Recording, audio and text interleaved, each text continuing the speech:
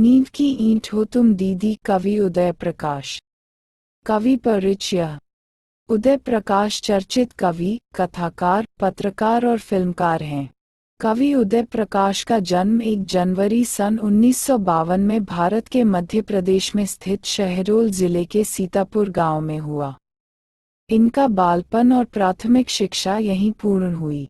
इन्होंने विज्ञान में स्नातक डिग्री तथा स्वर्ण पदक सहित सागर विश्वविद्यालय से हिंदी साहित्य में स्नातकोत्तर की डिग्री प्राप्त की। 1975 से 1976 तक वे जवाहरलाल नेहरू विश्वविद्यालय में एक शोध छात्र रहे। इन्हें कम्युनिस्ट पार्टी को समर्थन देने के जुर्म के लिए कैद किया गया और अंततः इनकी राजनीति में रुचि न रही। इनकी कई कहानियों के नाट्य रूपांतर और सफल मंचन हुए हैं। उपरांत और मोहनदास के नाम से इनकी कहानियों पर फीचर फिल्में भी बन चुकी हैं, जिसे अंतर्राष्ट्रीय सम्मान मिल चुके हैं। उदय प्रकाश स्वयं भी कई टीवी धारावाहिकों के निर्देशक पटकथाकार रहे हैं। उन्होंने सुप्रसिद्ध राजस्थानी कथाकार विजयदान देथा की कहानियों पर बहुचर्चित लघु फिल्में प्रसार भारती के लिए निर्देशित निर्मित की हैं। भारतीय कृषि का इतिहास पर महत्वपूर्ण 15 कड़ियों का सीरियल कृषि कथा राष्ट्रीय चैनल के लिए निर्देशित कर चुके हैं। प्रमुख रचनाएं। कविता संग्रह सुनो कारीगर, अबूतर कबूतर, रात में हारमोनियम, एक भाषा हुआ करती है, कवि ने कहा आदि। कहानी साहित्य। दरियाई घोड़ा, तिरिच, दत्तात्रेय के दुख, पॉलगोमरा का स्कूटर, अरेबा परेबा और अंत में प्रार्थना, मोहनदास, मैंगोसल, पीली छतरी वाली लड़की, राम सजीवन की प्रेम कथा, दिल्ली की दीवार आदि। निबंध और आलोचना संग्रह। ईश्वर की आंख, नई सदी का पंचतंत्र साक्षात्कार संग्रह, तेरी मेरी बात। अनुवाद। इंदिरा गांधी की आखिरी लड़ाई, कला अनुभव, लाल घास पर नीले घोड़े, रोमिया रोला का भारत, इतालो कॉल्विनो, नेरुदा, यहूदा एमचाई, फर्नांडो पेसोवा, कवाफी, लोरका, तायुश रोजेविच, जेगजेवेस्की, अलेक्सांद्र ब्लॉक आदि रचनाकारों के अन्य भाषाओं में अनुवाद। आपकी कुछ कृतियों के अंग्रेजी, जर्मन, जापानी एवं अन्य अंतर्राष्ट्रीय भाषाओं में अनुवाद भी उपलब्ध हैं। पुरस्कार एवं सम्मान। हिंदी साहित्य की सेवा के लिए कवि उदय प्रकाश को विभिन्न पुरस्कारों से सम्मानित किया गया। उन पुरस्कारों में भारत भूषण अग्रवाल पुरस्कार, ओम प्रकाश सम्मान, श्रीकांत वर्मा पुरस्कार, मुक्तिबोध सम्मान, द्विगदेव सम्मान, वनमाली सम्मान, पहल सम्मान, रूस का प्रतिष्ठित अंतर्राष्ट्रीय पुरस्कार सम्मान, सार्क साहित्यकार सम्मान, कृष्णबलदेव वैद सम्मान, महाराष्ट्र फाउंडेशन पुरस्कार आदि उल्लेखनीय है। उन्हें मोहनदास कहानी के लिए सन 2010 का साहित्य अकादमी पुरस्कार प्राप्त हुआ है। नींव की ईंट हो तुम दीदी कविता का भावार्थ। कवि उदय प्रकाश ने इस कविता द्वारा बहन के प्रति कृतज्ञता भाव ज्ञापित किया है। कवि दीदी को पीपल, ढिबरी, नदी, चट्टान आदि उपमाएं देकर उसकी महानता पर प्रकाश डालते हैं। मानव की परवरिश में परिवार के अनेक सदस्य महत्वपूर्ण होते हैं। निश्चित ही उनमें माता पिता सर्वोपरि हैं। माता पिता के बाद घर का जो बड़ा सदस्य है, वह कभी भाई हो सकता है, तो कभी बहन। उन पर घर के छोटों के परवरिश की जिम्मेदारी आती है। कविता की पार्श्वभूमि कुछ ऐसी ही है। प्रस्तुत कविता की नायिका दीदी अपने छोटे भाई बहनों की परवरिश बड़ी जिम्मेदारी से करती है। वह कभी पीपल की तरह घनी छाया देती है, कभी ढिबरी की तरह खुद जलकर प्रकाश देती है, कभी नदी की तरह उदार बनती है, कभी संकटों में चट्टान बनकर खड़ी रहती है। कवि बहन को पीपल की उपमा देकर उसके प्रति कृतज्ञता ज्ञापित करते हैं। पीपल जिस तरह अपनी घनी हरी टहनियों में हारिल पक्षियों को सहारा देकर उनका बसेरा बन जाता है, उसी तरह कवि के जीवन में दीदी का महत्व है। हारिल पक्षियों की खासियत होती है कि वह कभी घोंसले नहीं बनाते। वह किसी एक जगह नहीं रुकते।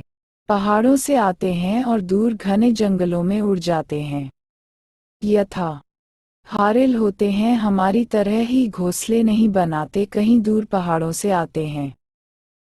बसते नहीं कभी, दूर जंगलों को उड़ जाते हैं। बावजूद इसके पीपल जैसा बड़ा उदारमतवादी पेड़ उनका बसेरा बन जाता है। पीपल जिस तरह दोपहरी में भी पथिक को ठंडी छांव देता है, उसी तरह संकट के दिनों में दीदी ने अपने भाइयों को सहारा दिया है।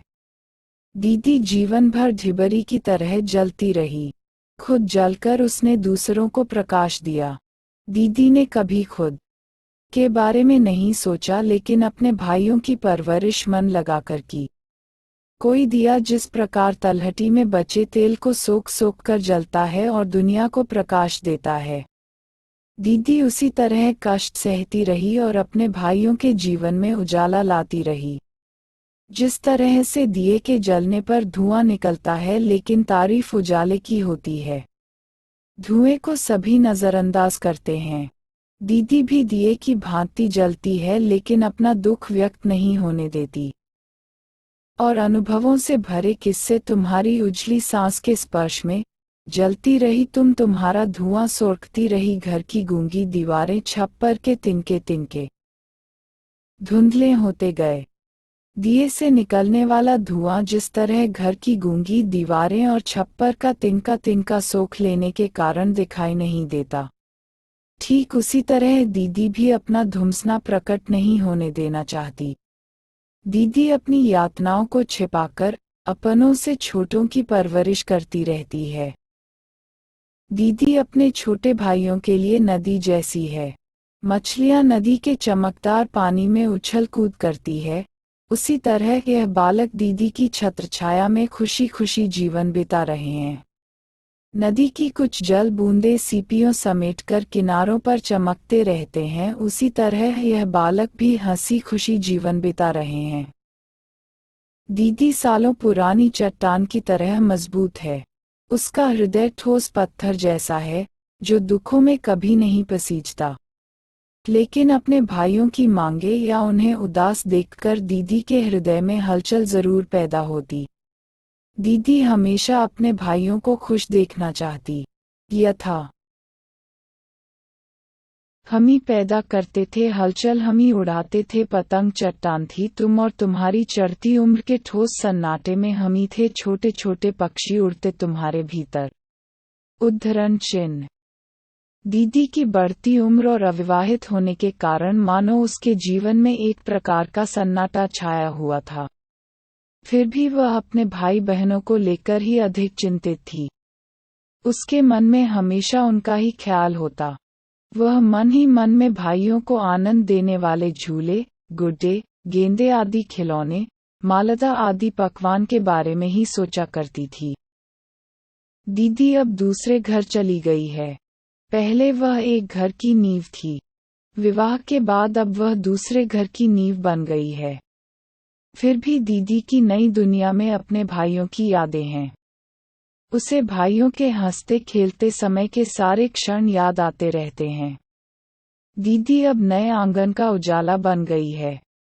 अब तो ढिबरी हुई तुम नए आंगन की, कोई और बचपन चिन्हता होगा, पहले पहल अक्षर सुनता होगा, किस्सा और यूं दुनिया को समझता होगा। पहले दीदी भाइयों की खुशी किलकारियों में खोई हुई थी। अब उसके आंगन में भी किसी बच्चे का आगमन हुआ होगा। दीदी अपने जीवनानुभवों के किस्से उसे सुनाती होगी। वह बच्चा उन किस्सों को सुनकर दुनिया को समझने का प्रयास कर रहा होगा। अपने भाइयों की परवरिश के लिए दीदी ने अपने जीवन का अधिकांश हिस्सा बिताया, लेकिन अब वह भाई उसके लिए मेहमान से बन गए हैं, जो कभी बरस 2 बरस बाद आएंगे, 2-4 दिन का मेहमान बनकर रुकेंगे और फिर अपने घर लौट जाएंगे। अभी तक उन्होंने भी अपने घर नहीं बनाए हैं। दीदी के जीवन की तरह उनका भी जीवन कठिन है। निष्कर्षतः कहा जा सकता है कि दीदी का अपने भाइयों की परवरिश में महत्वपूर्ण योगदान है। भाइयों के मन में भी दीदी के प्रति कृतज्ञता भाव है। कवि ने उसी कृतज्ञता भाव को प्रस्तुत कविता द्वारा अभिव्यक्ति दी है।